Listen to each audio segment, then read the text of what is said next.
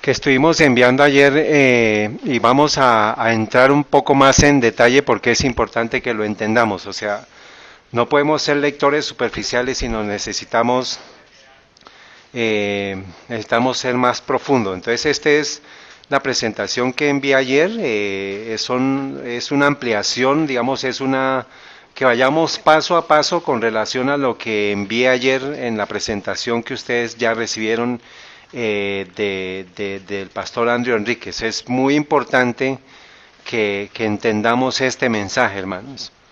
Y bueno, vamos a comenzar entonces haciéndoles una pregunta. Esa pregunta, ¿qué dice la pregunta? ¿Cree usted en la Trinidad? No va a responderse ni a copiarse, sino es usted. Haga de cuenta que usted lo están llevando ante un juez, ante un juzgado, ante un magistrado, ante un presidente, y le van a hacer esa pregunta. No mire al del lado, no se copie, por favor, porque esto es un ejercicio un poquito serio para que ustedes entiendan que es muy serio, que usted tiene que responder lo que usted crea. Responda, por favor, tiene 3 minutos. Bueno, no, la pregunta es, ahorita vamos a saber por qué es importante, porque no me lee pistas, hermano. Bueno, entonces diga sí o no y por qué. Ya, 3 minutos. Ese tiempo es el que usted va a tener de pronto para cuando le pregunten y usted tiene que estar seguro sí o no. Diga sí o no y responda lo que usted crea. No se copie, no le diga al vecino. Ya. Hagan el ejercicio ustedes mismos. El que termine, por favor, me entrega. Bueno, muy bien. ¿Quién más? ¿Quién ya terminó? Ahí está Nico, por favor, para que se las pasen los que hayan terminado.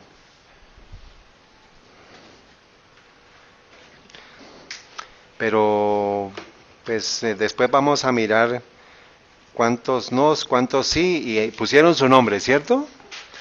Esto es una pregunta de 0 o 5, o sea, o la tiene bien o la tiene mal. No hay que sí, que no, que es que de pronto no. O es sí o es no. ¿Está bien? Para el pueblo de Dios en este tiempo, hermano, necesitamos poder lograr tener ese tipo de preguntas muy a la mano, muy directas y muy precisas para no ser engañados. ¿Está bien? Entonces vamos a comenzar. ¿Qué es la Trinidad? Cuando se nos pregunte qué es la Trinidad, nosotros qué debemos decir. Lo primero que tenemos que hacer es, ¿ese término está en la Biblia? ¿Sí o no? No. Entonces, como primera medida, vamos ahora a entregar este material y a medida que ustedes, haga de cuenta que esta es una pregunta que les va a ayudar a ustedes a saber si usted responde mal, puede tener unas consecuencias eternas. Si usted responde bien, va a tener unas consecuencias eternas también. O sea, lo que usted responda o es para vida o es para muerte. O sea que la pregunta es ¿qué? Es seria. O sea, es un asunto serio. Vamos a repartir por cada uno de las personas, ojalá que si los niños no, para los niños no, para los padres y niños de 11 o 12 años en adelante. Está bien, porque vamos a ir siguiendo el material que ustedes van a estar viendo aquí, para que ustedes tengan sus notas. Estas son las notas que sacamos de los materiales para que tenga como un soporte, ¿está bien? Entonces, yo creo que a ellos dos sí alcanza, creo, Nico, ¿no? Hay 20 copias.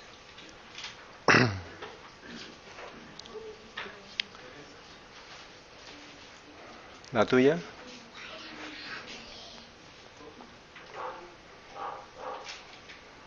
Ahí hay más, mira, ahí hay más. Déjame. ¿Usted tiene la suya, hermano? ¿Cada uno tiene su copia? Muy bien, vamos a comenzar.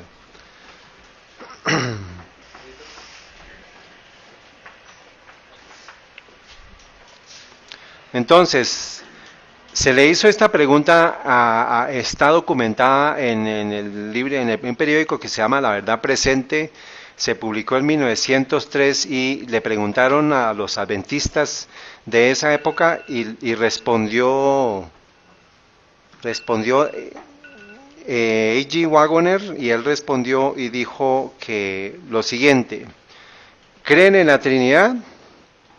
Él responde: si supiera a qué se refiere con el término podría decírselo, pero desde los días de Atanasio hasta ahora, toda discusión sobre la Trinidad ha sido un intento de definir lo indefinible y lo incomprensible.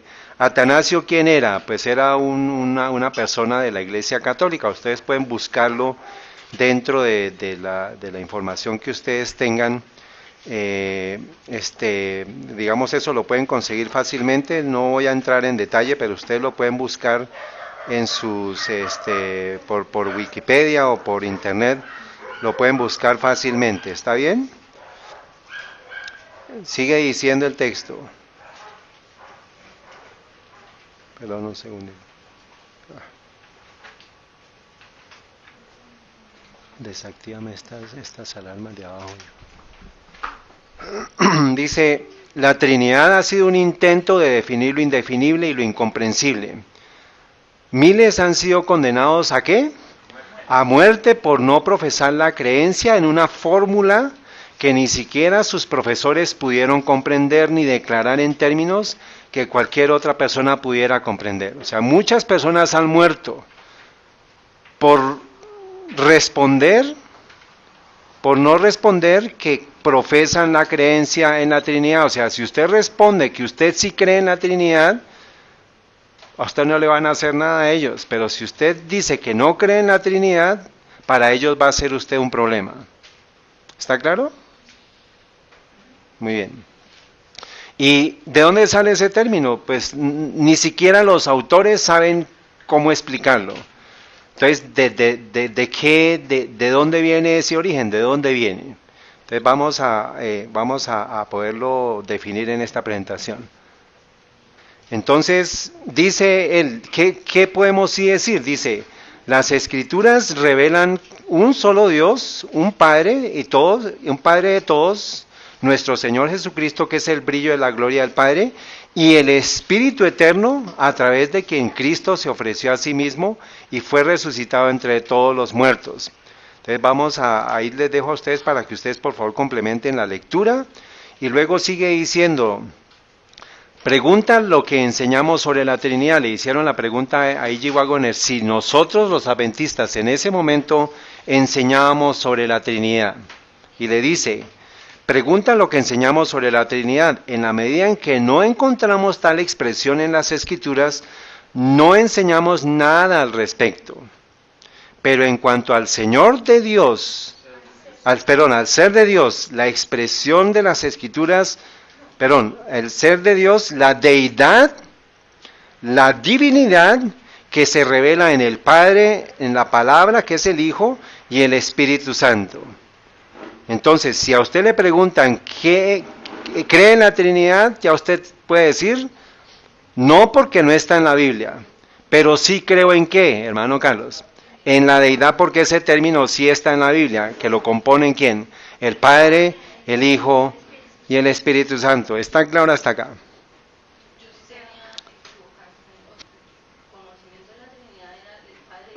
O sea que su merced respondió ¿cómo? O sea, pero para eso hemos venido hoy, ¿está bien? Entonces, acuérdense que, tranquila, acuérdense que esto es de 0 o 5, o sea, ¿cuánto llevan ustedes los que respondieron 0? Muy bien, ahí tenemos que ser sinceros. O sea que ahí lo que cambia Sí. lo que cambia realmente es el término. Vamos a verlo, pero ese es... Mi abuelita decía, la Trinidad es 3 personas distintas y un solo Dios verdadero. Eso era lo Bueno, que ella nos enseñaba. ¿por tradición qué? ¿Por tradición qué, Patricia? Por tradición católica. Esto es un término católico. Por eso es que habla ahí desde Atanasio, desde allá de los fundadores. Necesito que todos, por favor, tengan una mente abierta para entender el tema que vamos a tratar porque es muy crítico. Ustedes saben que el mundo adventista está partiéndose por no entender, no tener claro lo que significa la Trinidad y lo que significa la deidad. Deidad. Entonces aquí está, ahí está en la hoja blanquita. Vayan siguiendo por favor las hojas. Dice aquí en la parte de abajo, dice ningún hombre, aquí dice la deidad, la divinidad como se revela en el Padre, la palabra que es el Hijo y el Espíritu Santo. Creemos y enseñamos lo que la Biblia dice y qué, y nada más. O sea, nosotros, nuestra norma es la Biblia. Y la Biblia menciona la palabra deidad o divinidad. Pero no menciona la palabra ¿qué? Trinidad. ¿Está claro?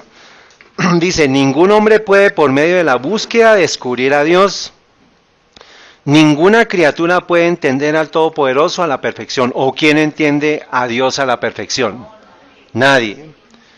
La mente finita no puede comprender el infinito. Por lo tanto, las discusiones sobre la Trinidad, sobre la naturaleza de Dios, Cristo y el Espíritu Santo son manifestaciones de una grave presunción. Entonces, nosotros no podemos entrar, hermanos, a discutir sobre qué temas. La Trinidad, la naturaleza de Dios, Cristo y el Espíritu Santo. ¿Por qué? Porque esto sería una manifestación de grave presunción. ¿Y qué tenemos que hacer? Pues lo que esté escrito en la Biblia lo acepto, escrito está. Así es, así dice Jehová. Muy bien. Y usted no va a ser confundido. O sea, es muy, muy importante que tengamos claro cómo respondió Cristo a las tentaciones de Satanás. Escrito está. ¿Hasta aquí está claro? Muy bien. ¿Por qué es tan peligrosa la doctrina sobre la Trinidad? Entonces, primero, la doctrina sobre la Trinidad, dice el pastor, acuérdense que yo voy a estar haciendo algunos comentarios, pero esta es una estructura de la predicación del pastor André Enríquez de agosto 18, que es la primera, en la primera hoja está de donde fue tomado la mayoría de información, casi que el 95% de lo que ustedes van a escuchar aquí es tomado de la presentación de él. Hay cosas que vamos a estar hablando, vamos a estar deteniéndonos para poder entender entre todos el tema, porque es muy profundo y porque es muy importante, es vital, es fundamental, es de vida o muerte. O sea, si a usted le pasan otra vez ese papelito, usted tiene que estar seguro cuál es su respuesta y no puede equivocarse esta vez. Puede ser que esa pregunta se la hagan a ustedes ante magistrados. Puede ser que dependa su vida eterna de esa pregunta. Y van a ustedes a saber por qué es así. Entonces, ¿por qué es tan peligrosa la doctrina sobre la Trinidad? Acuérdense que tenemos que estar separando ya los dos términos. Trinidad versus deidad. Entonces, ¿por qué es tan peligrosa la Trinidad? Dice, primero, la doctrina sobre la Trinidad destruye los mensajes del primero y del tercer ángel. Segundo, la persona que acepte las enseñanzas y principios de la doctrina de la Trinidad nunca tendrá victoria sobre él. ¿Y qué es lo que es necesario para este tiempo? Tener victoria sobre el pecado, porque sin santidad nadie va a ver a Dios. Ni una sola mancha vamos a tener cuando Cristo venga a recogernos. O sea, el asunto es muy importante. ¿Iba a preguntar algo, Marcia? Bueno, si la Trinidad es Padre, Hijo, Espíritu Santo, ¿qué es la deidad? Vamos a verlo, por ahora, paciencia. Vamos a verlo, por ahora está muy bien. Vamos a ver por qué es tan importante tener claro qué es la Trinidad. Entonces, el mensaje del tercer ángel es Apocalipsis 14 del 9 al 12, pero el versículo 12 dice, aquí está la paciencia de los santos, aquí están los que guardan los mandamientos de Dios y la fe de ¿qué? ¿Qué es la fe de Jesús? De lo que vimos en 2 semanas anteriores. ¿Quién me quiere por favor reclamar? Aquí les tengo la copia de qué es, pero acuérdense qué es la fe de Jesús. A ver, ¿quién anotó qué es la fe de Jesús? Nico. La fe, la capacidad. ¿En la capacidad? La fe, la capacidad de Cristo de Jesús para salvarnos amplia y completamente. Muy bien. Por favor, ayúdame a entregar a cada uno una copia. Entonces, la fe de Jesús es la capacidad, es la fe de nuestra, en la capacidad de Cristo de salvarnos amplia y completamente, tal como somos, o sea, tal como es la naturaleza humana. Esa es la fe que necesitamos nosotros para este tiempo. Creer en Jesús, en la fe en Cristo, o sea, creer en Él, en lo que Él hizo, para salvarme amplia y completamente.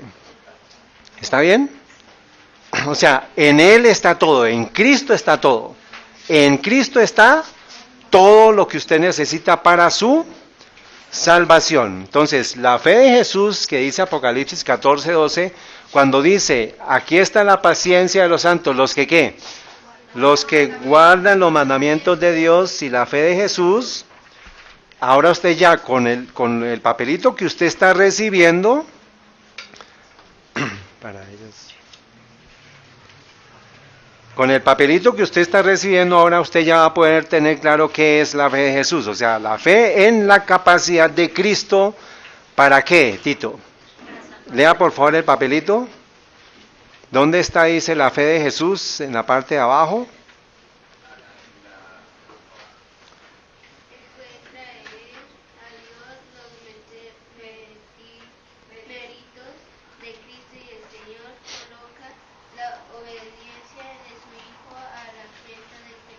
Muy bien, entonces vamos, en esa hay más adelantico dice la fe en Cristo,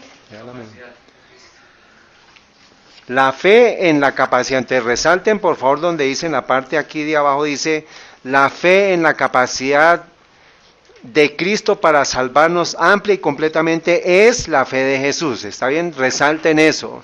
Porque cada vez que a ustedes les pregunten qué es la fe de Jesús, usted va a tener que tener eso en su mente. Es la fe en la capacidad de Cristo de salvarme como amplia y completamente. O sea, no hay nada que se le escape a Jesús de lo que usted necesita. O sea, su naturaleza pecadora, Él la puede restituir a una naturaleza divina porque Él es capaz de hacerlo.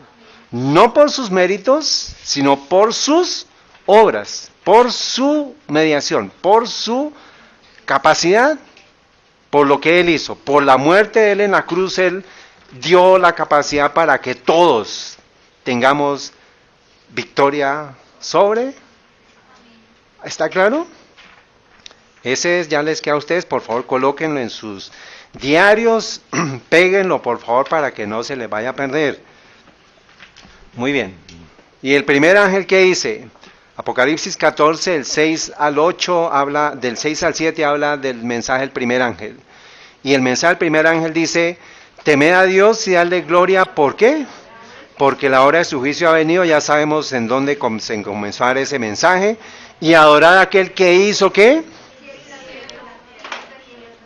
Y el mar y las fuentes. Entonces, ¿a quién debemos adorar? ¿Y quién es el creador nuestro? ¿Dónde está escrito eso? Ahí está la copia más adelante, nos lo va a decir. Juan 1, todo el capítulo 1, del 1 hasta el 14, nos dice, en el principio era el verbo, y el verbo estaba con Dios, y el verbo era Dios, y por medio de Él fueron hechas todas las cosas. O sea, el Padre le dice a todo el mundo, adoren, ¿a quién? A aquel que hizo los cielos y la tierra. ¿Y quién hizo los cielos y la tierra? O sea, ¿a quién? No. ¿Quién hizo los cielos y la tierra? ¿Qué dice Juan 1:1? El verbo fue el creador nuestro. O sea, Dios está diciendo, adoren ¿a quién? A Jesús. ¿Está claro hasta acá? ¿Sí o no? A ver, Blanquita, que no entendimos. ¿Quién es el verbo? Muy bien, entonces, y aquí me está diciendo Apocalipsis 14, 7, me dice, hay una voz del cielo que es el mensaje del primer ángel, dice, temed a Dios y dadle gloria, porque la hora de su juicio ha venido. Aquí estamos. y adorad a aquel que hizo el cielo. Entonces, ¿dónde encontramos quién es el creador nuestro? ¿Quién hizo el cielo y la tierra? Pero ¿a través de quién, Blanquita?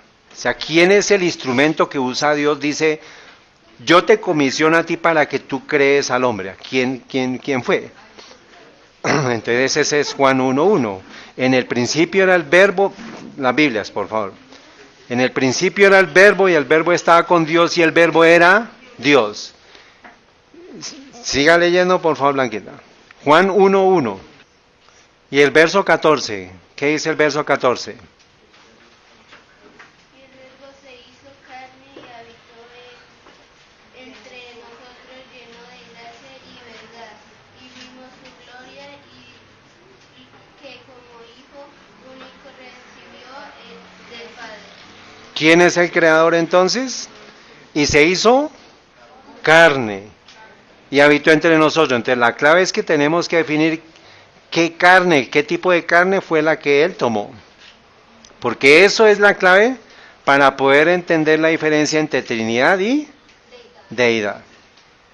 Entender que se hizo carne, o sea, se hizo hombre. Sí, claro, se hizo hombre. Entonces, la respuesta a la pregunta de qué es la Trinidad depende de si usted logra entender qué tipo de naturaleza tomó Cristo cuando se hizo hombre.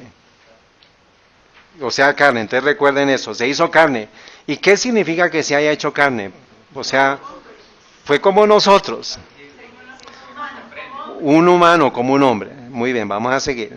Ya están ustedes tomando el ritmo de la conversación. Ahora, la verdad presente ya lo sabemos, lo comprenden 4 temas. El santuario, ¿con relación a qué? A los 2300 días y los mandamientos de Dios y la fe de Jesús. Ya entendemos qué es la fe de Jesús con el papelito que les dimos y ya sabemos qué son los mandamientos de Dios. ¿Qué son los mandamientos de Dios? ¿Qué crees tú que son los mandamientos de Dios? Dime lo que tú creas.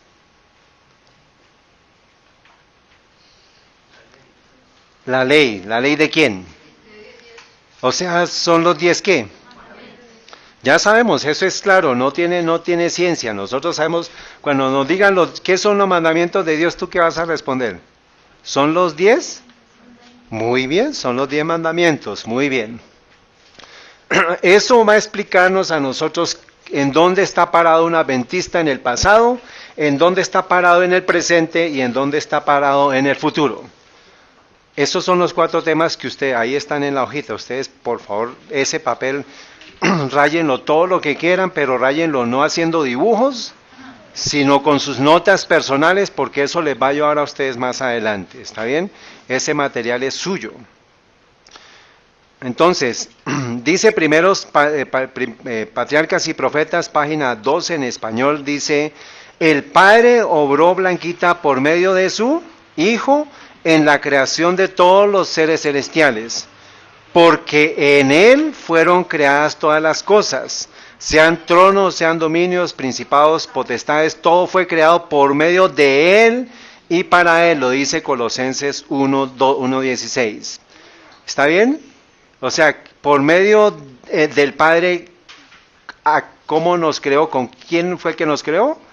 El Hijo. ¿Y dónde está eso, Blanquita? ¿En qué texto?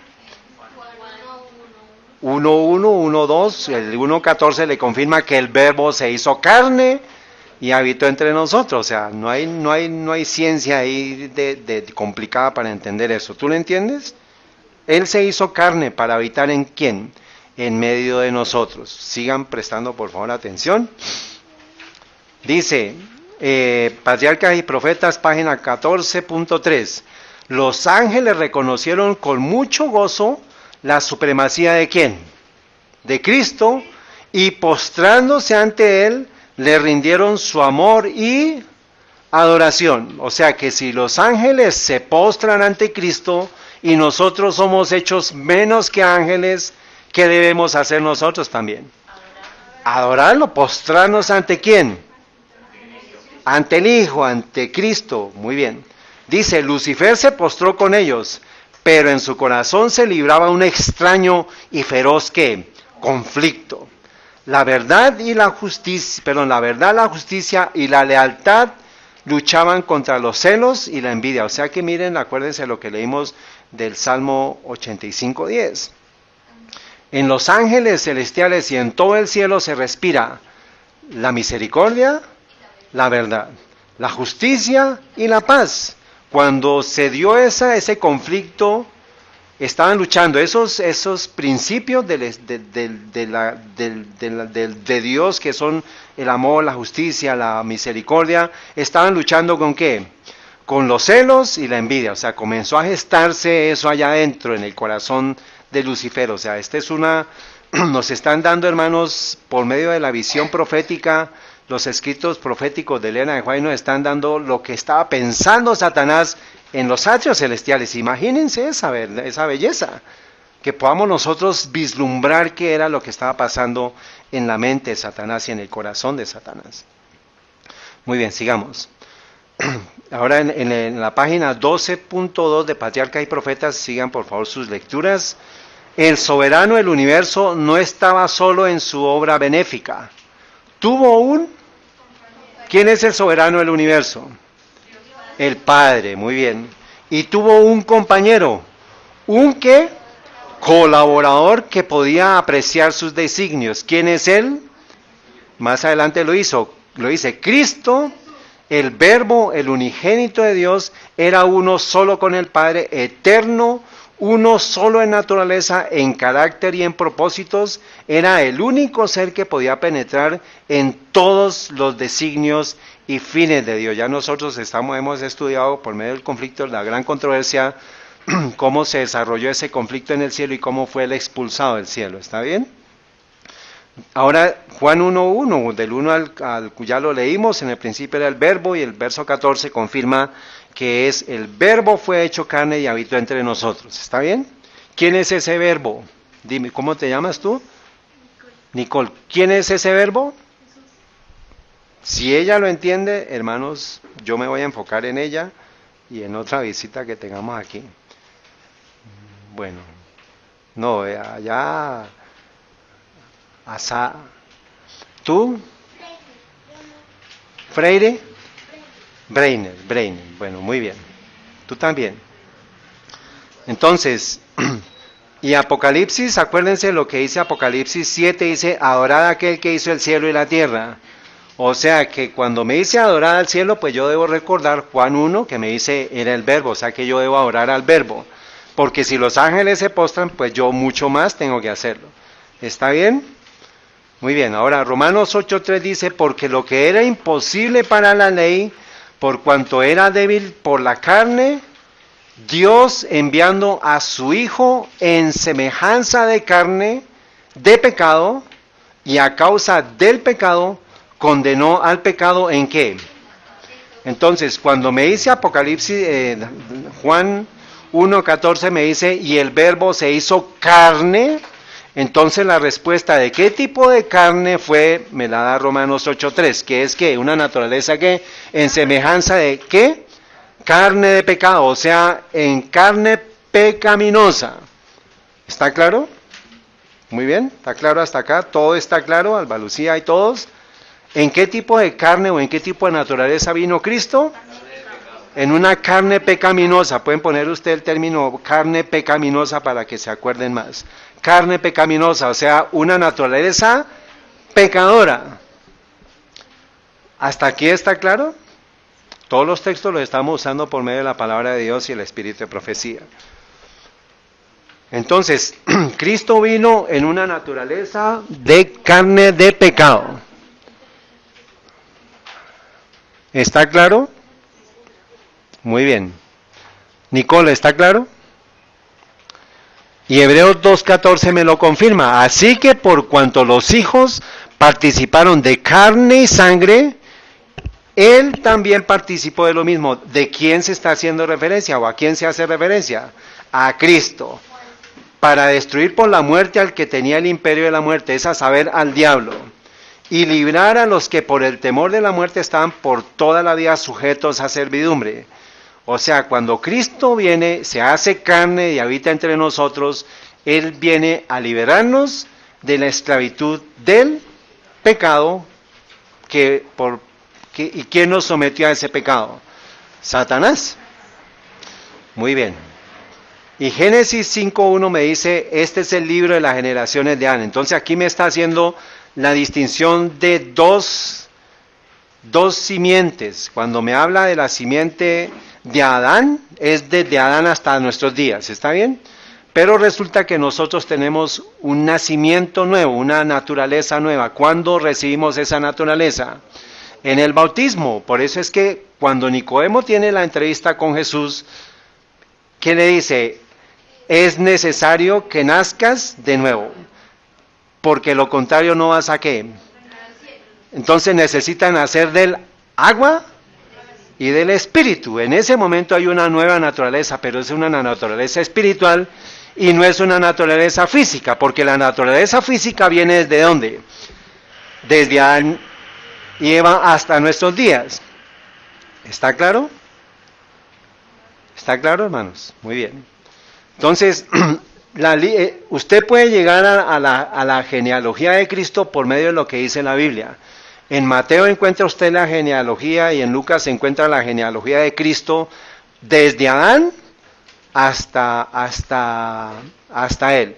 Y como para que no se equivoque, uno da el orden desde Adán hasta Cristo y el otro da desde Cristo hasta Adán. ¿Sí lo habían visto?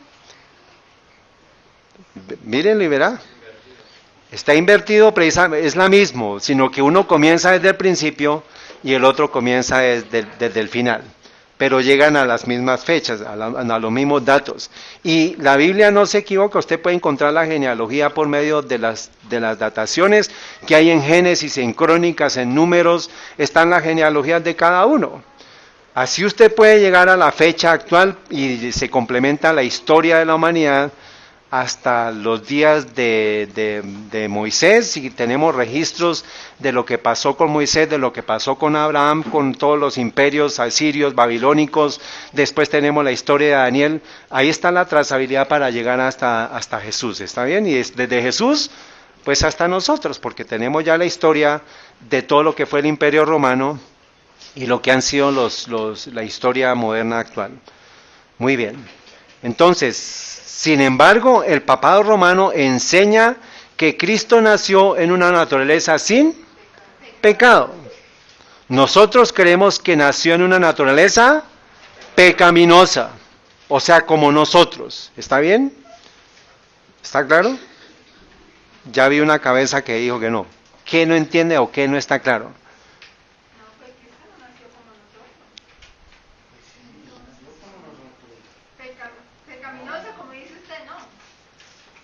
¿Por qué no?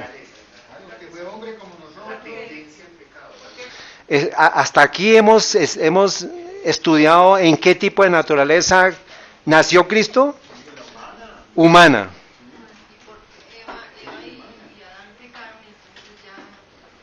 De ahí en adelante viene el pecado. O sea, ¿en qué momento nace Cristo? ¿Antes de Adán o después de Adán? ¿Y después del pecado de Adán o antes del pecado de Adán? No se me confundan, porque de pronto esa respuesta puede ser que usted pierda la vida. No se me ya claro, hermana, no avanzamos hasta que todos tengamos claro el asunto. ¿Está claro hasta acá? ¿Con qué naturaleza vino Cristo? Una naturaleza humana pecadora. Hasta ahí no hemos definido si él pecó o no.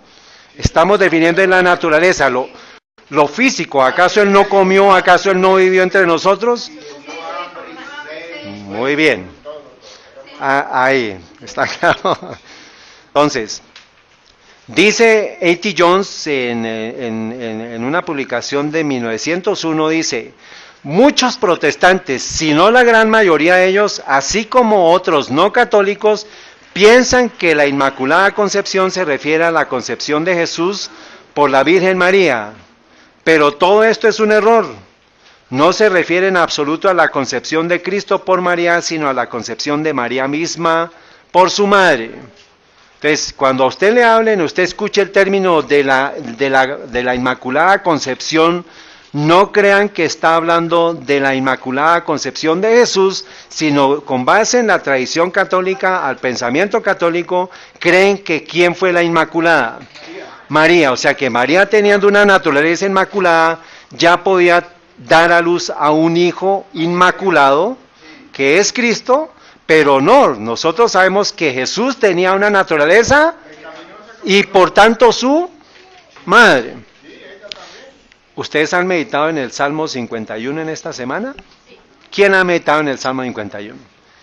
¿Y qué dice con relación a cómo mi madre me concibió? ¿Eso incluye a Cristo? Claro que sí. Entonces hasta ahí no hay ninguna diferencia. Si María se hubiera negado a ser la depositaria del mensaje que Gabriel le dijo, porque Gabriel le dice, y ella toma una decisión de aceptar eso. Dice, hágase tu voluntad en mi vida. O sea, hágase según, he aquí tu sierva, dice ella. Muy bien. Eso es, si ella se hubiera negado, pues hubiera habido otra persona pero Dios sabía que ella iba a aceptar eso, ¿está bien? Entonces, no nos enfrasquemos en eso, sino tengamos claro que cuando el término católico se habla de Inmaculada Concepción, se refiere a la naturaleza de María, no de Cristo. O sea que ahí ya comenzamos a desviar el camino. Un lado la deidad y otro lado la Trinidad. ¿Está claro hasta acá, hermanos? El que se duerma, por favor, pierde lo que estamos enseñando. Y puede ser que después no le pueda servir, no le pueda responder usted adecuadamente. ¿Una pregunta? No entiendo, todo esto es un error, pero porque es un error si se refiere a que la Inmaculada Concepción es la de Jesús. Aquí estamos, A.T. Jones es el adventista que está definiendo sobre la Inmaculada Concepción cuál es el principio, qué es lo que enseña la Inmaculada Concepción. Y la Inmaculada Concepción a nivel católico enseña que María fue la que recibió una naturaleza perfecta. Eso lo entiendo, pero entonces, si yo leo la primera frase que dice, muchos protestantes, si no la gran mayoría de ellos, así como otros no católicos, piensan que la Inmaculada Concepción se refiere a la concepción de Jesús, María, pero todo esto es un error. Claro, la mayoría de católicos y de protestantes están ¿qué? Si yo les hubiera hecho a ustedes la pregunta, dígame qué es la Inmaculada Concepción. Ustedes, yo creo que por su tradición católica, la mayoría habría respondido, pues es la concepción que recibió Cristo, que recibió María por el Espíritu Santo para concebir a Jesús. Pero ella lo recibe a ver. Es una cuestión de definiciones. La Iglesia Católica define, debe ser en su libro, sin esto, que la Inmaculada Concepción es más. Ahorita lo vamos a definir, lo vamos a ver. Pero acuérdense que estamos definiendo la palabra Trinidad versus Deidad. O sea, ¿qué es lo que compone la palabra Trinidad? Porque nosotros no creemos en la Trinidad. Creemos en la Deidad, hasta aquí. Entonces, esto es lo que la mayoría, usted pregúntele a un católico, pregúntele a un protestante, ¿qué es la Inmaculada Concepción? Independientemente que sea católico o protestante, pregúntele, por norma general ellos van a decir, es la concepción divina que recibió María de Cristo. Pero no, resulta que ellos, la Iglesia Católica, piensa que la Inmaculada Concepción es que María, siendo virgen, siendo sin pecado, recibió la naturaleza sin pecado para que Cristo viniera a ser sin pecado. Pero es contrario a ¿qué? A la Biblia, porque la Biblia, ¿qué texto entonces podríamos decir que? Y también Juan 1:14, el verbo se hizo carne y habitó entre nosotros. ¿María era pecadora? No pecadora, pero de la naturaleza de ella era humana. ¿Pero era pecadora? ¿Era pecadora? La naturaleza de ella lo era. ¿Pero era pecadora? Pues claro que sí, porque era natural, era mujer. ¿A qué vino Cristo?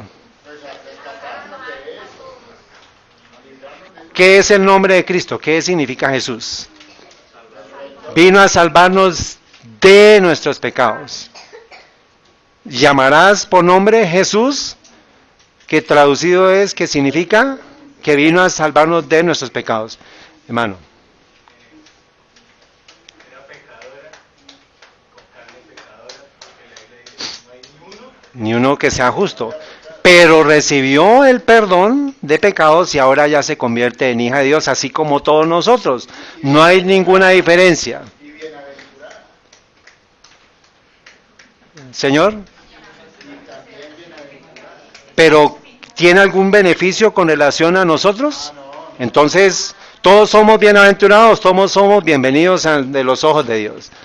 Hermana. No, es que quería preguntar que si lo que está David Jones, que está ahí en ese párrafo, Sí, señora. es lo que dice el papado romano. Sí, señora. Ah, ya entendí, gracias. Y está ayudando a que los protestantes entiendan cuál es el error. Por eso dice muchos protestantes, él no se incluye ahí porque ya está entendiendo cuál es la diferencia entre deidad y Trinidad, cuál es la Inmaculada Concepción, según los católicos. Muy bien, ahora leamos lo que sí efectivamente dice la Iglesia Católica. La Iglesia Católica dice lo siguiente: la doctrina oficial e infalible de la Inmaculada Concepción, definida solemnemente como un artículo de fe por el Papa Pío IX, hablando ex cátedra. ¿Qué significa ex cátedra?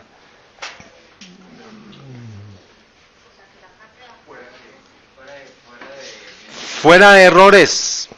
O sea, cuando hay un término que dice ex cátedra, viene desde la silla del trono del Papa y es infalible. Entonces ponga usted por favor ex cátedra y después busque para que entienda más adelante qué es lo que significa la palabra ex cátedra o ex cátedra.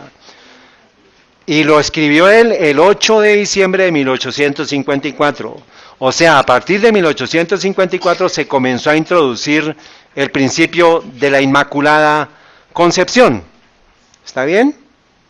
¿Qué estaba sucediendo en el tiempo, en el pueblo adventista en 1854?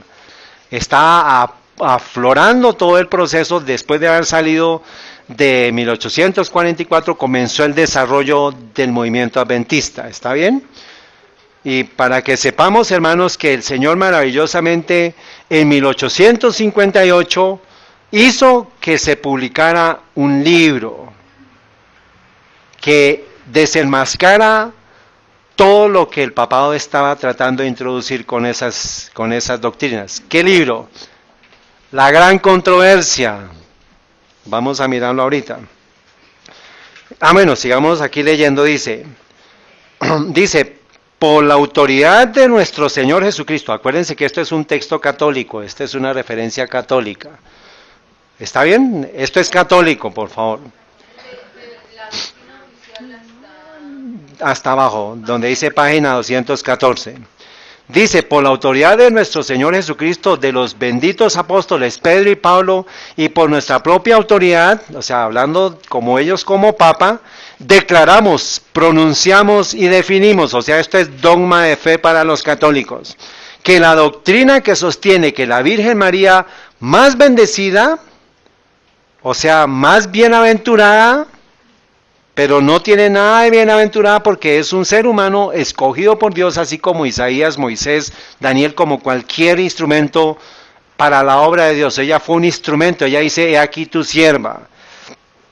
Dice, en el primer instante de su concepción, o sea, de la concepción de quién está hablando, de María, por una gracia especial y privilegio de Dios Todopoderoso, en vista de los méritos de Jesucristo, el gran Salvador de la humanidad, fue preservado libre de toda mancha del pecado original. O sea, ¿por qué supuestamente Jesús no pecó? Porque su mamá tenía una naturaleza divina.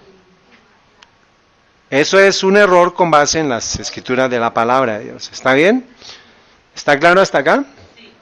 Esto también le va a ayudar a usted para que usted le enseñe a quién. A los amigos católicos y protestantes que crean en la Inmaculada Concepción, que se refiere a la concepción de Jesús, y resulta que ni siquiera es la concepción de Jesús ni de María ni nada, y porque Jesús fue un humano y él sí hubo un milagro con la concepción de Cristo, pero la naturaleza fue humana, 100% humana, 100% pecaminosa, la naturaleza. Acuérdense que cuando un niño nace, está sin pecado, pero con la naturaleza pecadora. O usted va a electrocutar o va a sentenciar a un niño a la horca porque es niño, porque pecó. Un niño no, un niño tiene la naturaleza pecadora, pero no es consciente del pecado. O sea que no es pecador todavía. No ha desarrollado la tendencia hacia el pecado.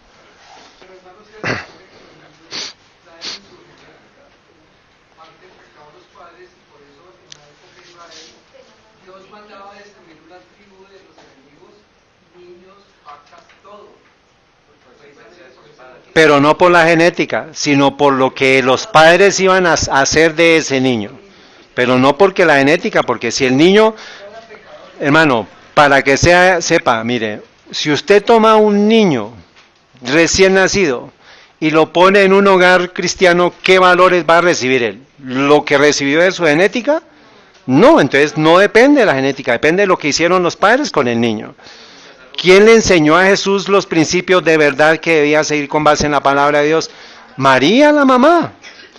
Él logró identificarse con su naturaleza pecadora, pero él entendió que por medio de lo que era su desarrollo, a partir de la palabra de Dios, él podía depender de Dios completamente. Hermano. Claro.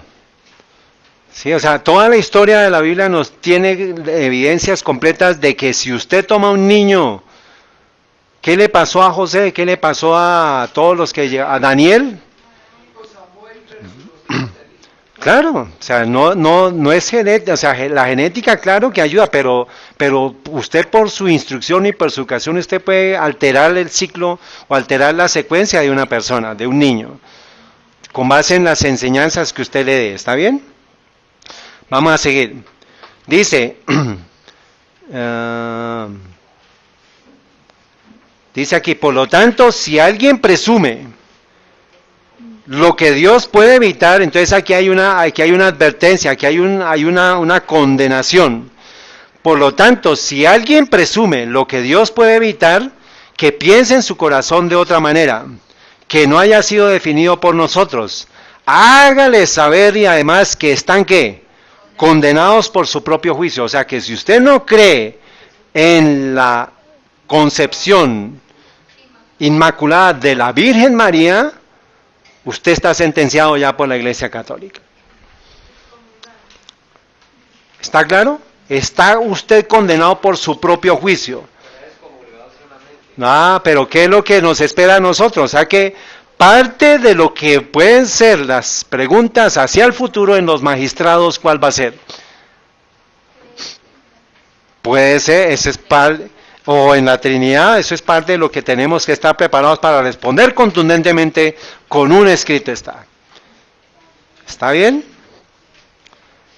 Y otra referencia dice, en la audiencia general del miércoles 12 de junio, el Santo Padre Juan Pablo II continuó su catequesis sobre la Inmaculada Concepción. O sea, ya no esto no es de 1800, sino el papado continúa con sus creencias hasta nuestros días. Pregúntele a un católico, a un sacerdote católico, ¿qué es la Inmaculada Concepción? Y le va a responder lo que piensa la Iglesia Católica, que es la concepción divina de María. O sea, ¿qué significa? Que para que María haya sido concebida sin pecado y ser inmaculada, ser divina, ¿qué significa que la mamá de María debía ser?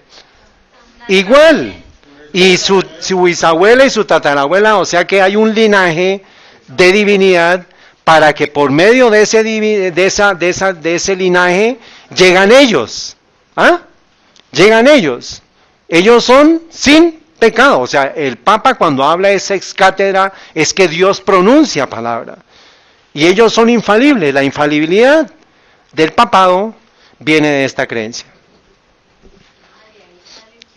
Precisamente porque ellos creen viene mucho más atrás, hermana, pero la explicación para dar el linaje de infalibilidad viene porque alguien tenía que ser infalible humano independiente de Jesús.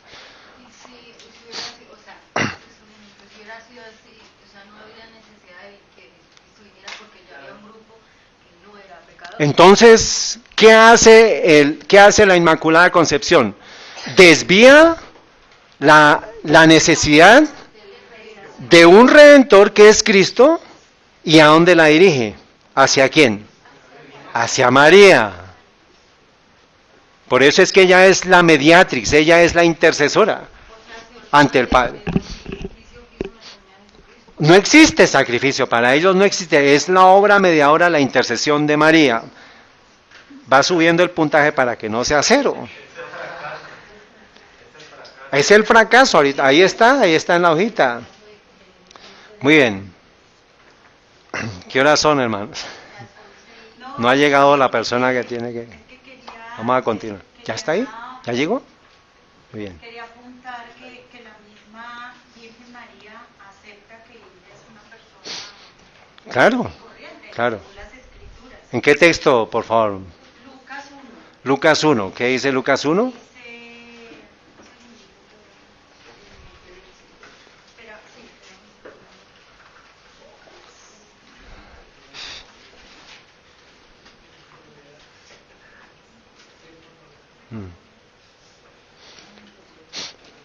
le dice, bueno, desde el 28, dice, y entrando el ángel a donde ella estaba, dijo, salve muy favorecida. Lucas 1, 28, ¿sí? Sí, Señor. El Señor es contigo, bendita tú entre las mujeres. Y cuando ella le vio, se turbó por sus palabras y pensaba qué salutación sería esta. Entonces el ángel le dijo, María, no temas porque has hallado gracia delante de Dios. O sea, ella halló gracia delante de Dios. Y bueno, luego le anuncia que concebiría un hijo y le pondría Jesús.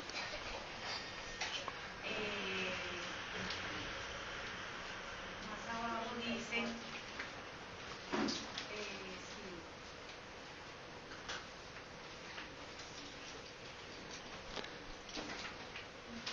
sí, 38, entonces 38. María dijo, he aquí la sierva del Señor, hágase a mí conforme a tu palabra.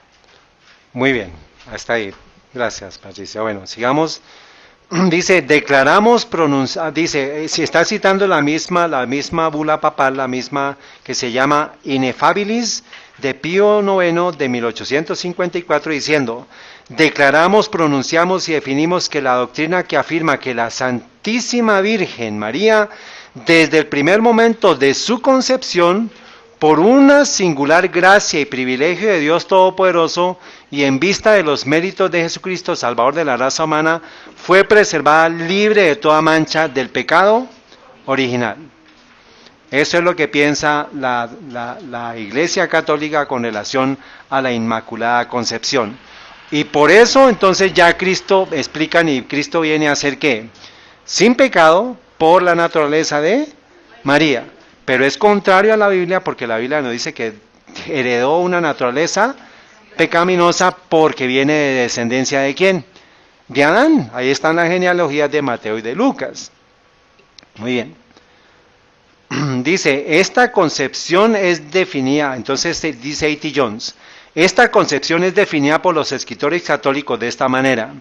El antiguo escritor de Nativati Christi dice, encontrando en las obras de San Cipriano, está citando a un autor católico, dice, porque María es muy diferente del resto de la humanidad, la naturaleza humana, sino que sin pecado, esto es comunicado a ella. O sea que la naturaleza sin pecado se le comunicó a ella, ¿desde qué momento?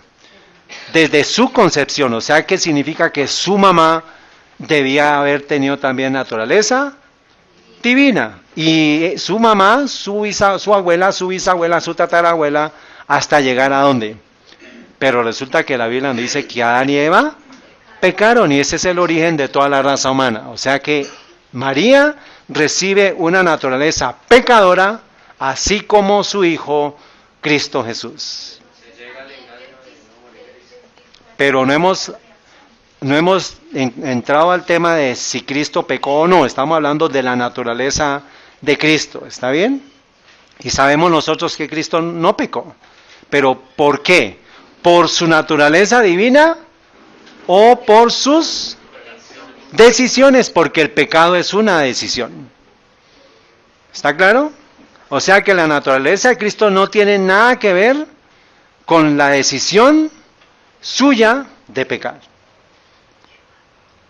O sea que usted no tiene excusa para decir, es que porque yo soy humano, yo peco.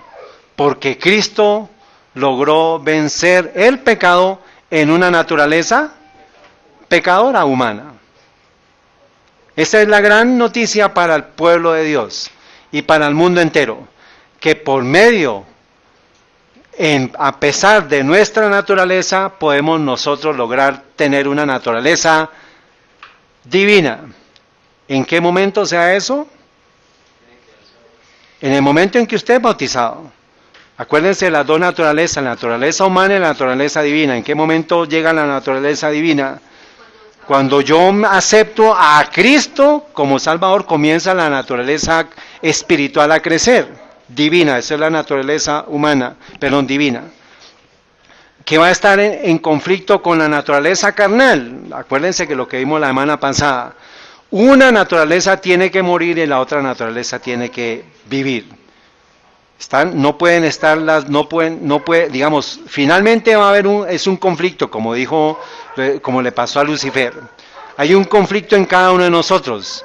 Y yo necesito lograr vencer la naturaleza pecadora para que la naturaleza espiritual divina crezca. ¿Está claro? No por mis méritos, sino por quién. Porque Cristo me dio la potestad en su nombre, por la obra del Espíritu Santo, creer en Él. ¿Hasta acá? ¿Está claro? Entonces, sigue diciendo A.T. Jones. Teodoro, patriarca de Jerusalén, dijo que el segundo concilio de Nicea, creo que es Nicea, que María es verdaderamente la Madre de Dios y virgen antes y después del parto. ¿Está claro eso? Ellos dicen que María es la Madre de Dios. No, María es la Madre de Jesús, cuya naturaleza pecadora estaba en ella y en Él. Pero no es la Madre de Dios. Entonces, ¿en qué momento se desprende Cristo de María para decir, hasta aquí llegó nuestra relación humana? Porque yo me voy a ¿dónde? ¿En qué momento? ¿Cómo, Alba Lucía? ¿Cómo llegó? ¿En qué momento dijo eso? Sucedió. Cuando le dice a Juan, María, no le dice mamá, le dice mujer, he aquí a tu hijo.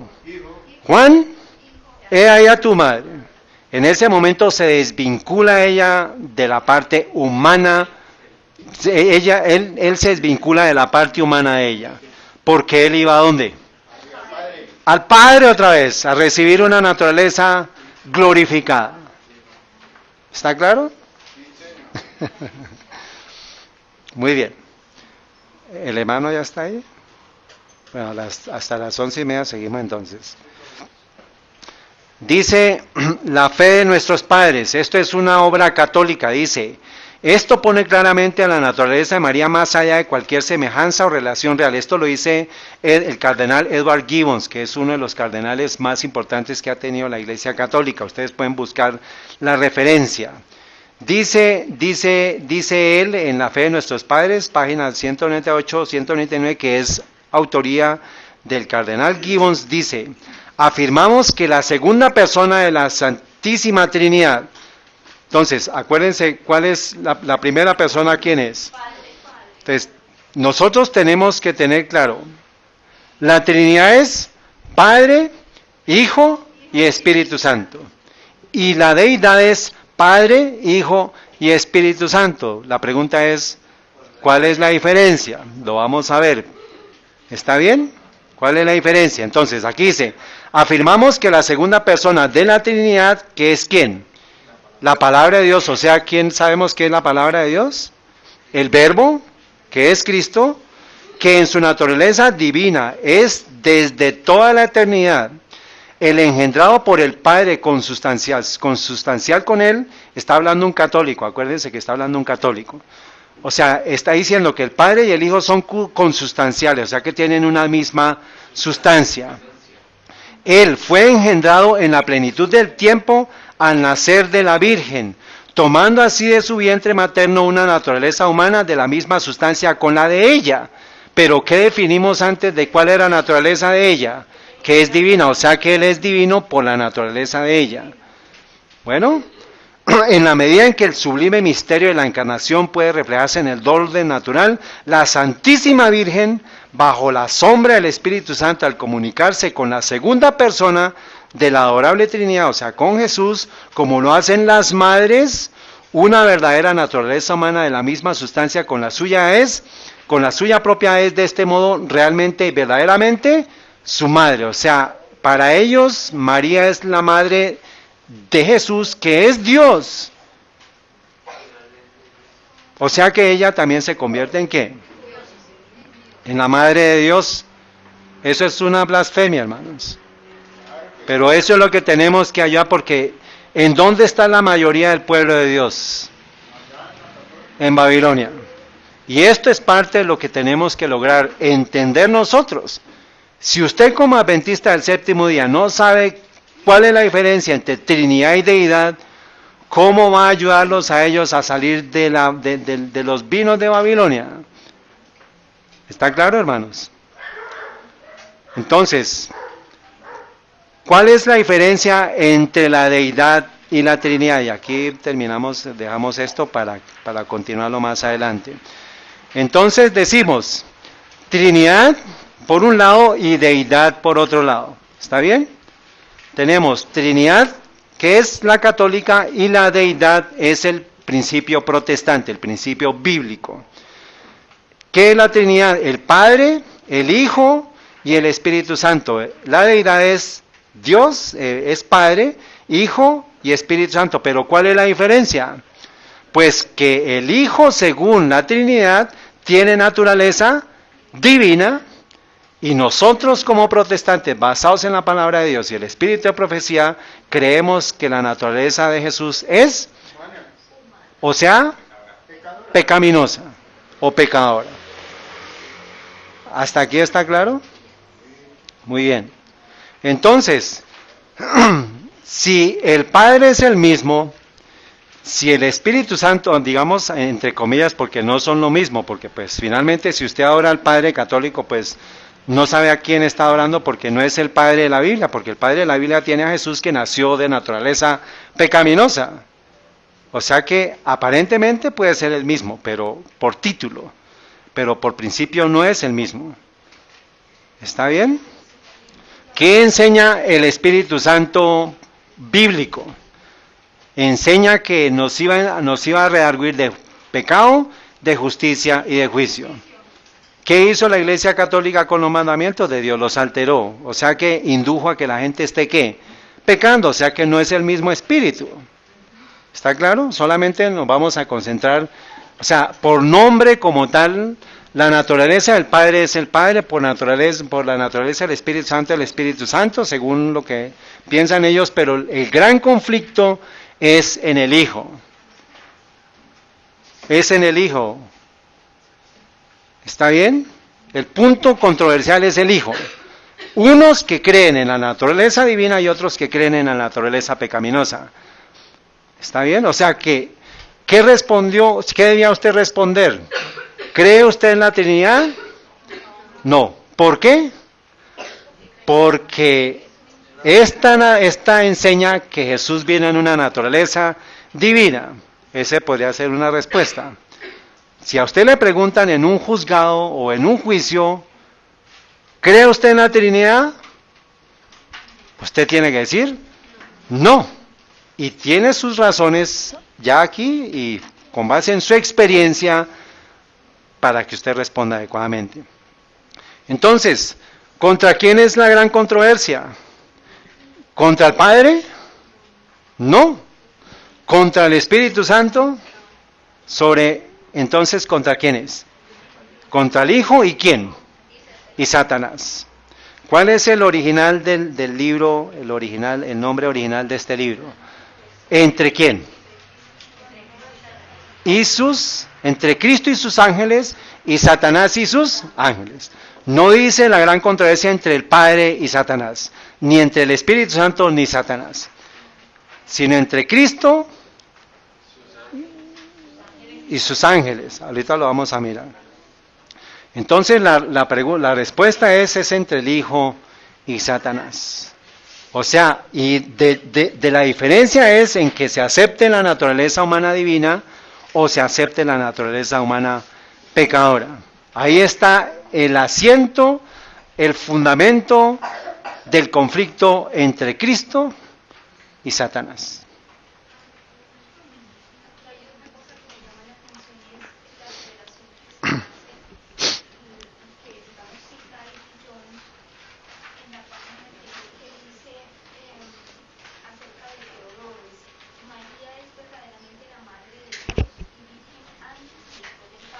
Ajá. Claro. Por eso les digo que hay alteración en todo. ¿Y quién fue el que dijo que era antes del principio, antes de Abraham? Yo soy. ¿Quién dijo eso?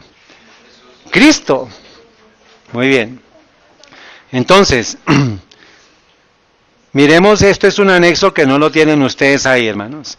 La versión de 1858, que Dios providencialmente comenzó a inspirar a Elena de White para que empezara el mundo protestante a entender cuál es la verdad presente, qué es la verdad de todo lo que la Iglesia Católica estaba dando como vino de Babilonia, fue el libro de la gran controversia. El original dice, el de 1858 dice, la gran controversia entre Cristo y sus ángeles y Satanás y sus ángeles. O sea, la gran controversia es entre Cristo y sus ángeles y Satanás y sus ángeles.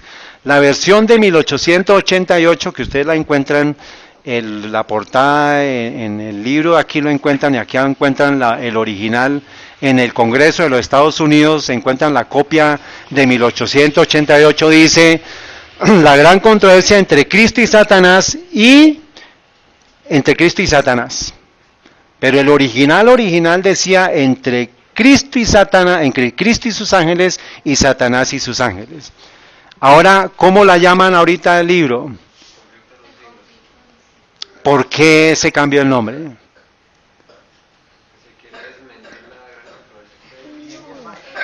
Porque se quiere desviar el principio y la diferencia entre la Trinidad y la Deidad. Porque acuérdense que la diferencia entre Trinidad y Deidad está asociada con la naturaleza de Cristo. O sea que cuando se quita el nombre, se está queriendo desviar la esencia misma de la gran controversia, que es la naturaleza de ¿quién? ¿Está claro, hermanos? Esta es la 11ª edición de 1888, o sea, ellos publican la edición en mayo de 1888 y en octubre 11 de 1888 la ingresan en el Congreso de los Estados Unidos y es la 11ª versión, revisada, pero esa es la oficial que quedó en el Congreso de los Estados Unidos. Pero entonces, para que sepamos, hermanos, cuando y el capítulo que íbamos a estudiar hoy, que lo vamos a estudiar la semana entrante, es el 33, y comienza y dice, las acechanzas del enemigo, y dice, la gran controversia entre Cristo y Satanás. El Señor nos está trayendo estos temas, hermanos, con un objetivo, que nos preparemos para el gran conflicto. Ese capítulo lo vamos a estudiar la próxima semana, pero teniendo como base esto, la gran controversia. ¿Está claro? Vamos a dejar acá, hermanos, y vamos a continuar el estudio en esta tarde. ¿Está claro? ¿Hasta aquí está claro? Entonces, piense en la evaluación que se le hizo.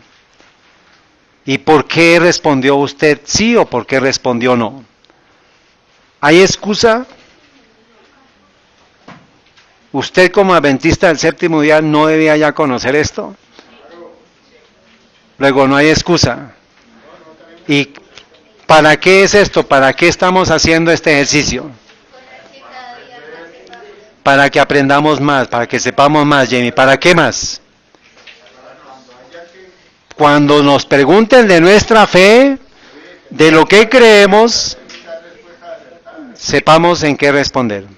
Vamos a hacer una oración, hermanos, de rodillas, y vamos a continuar.